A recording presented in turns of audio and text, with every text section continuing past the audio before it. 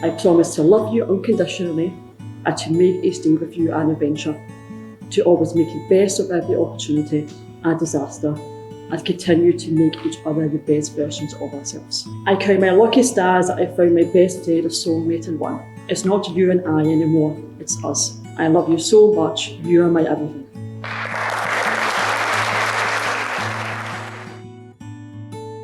I've been out walking this earth by myself, searching for someone to walk along with me.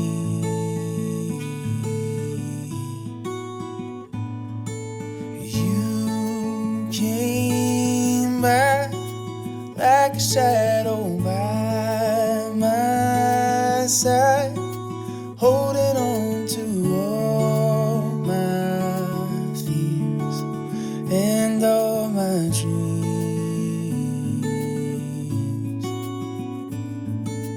Oh, you're everything to me.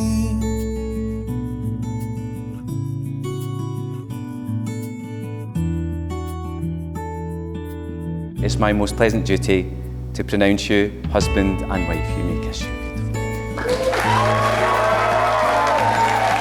How those tears slowly drifted through the years, gunning for my heart to be lonesome and in need.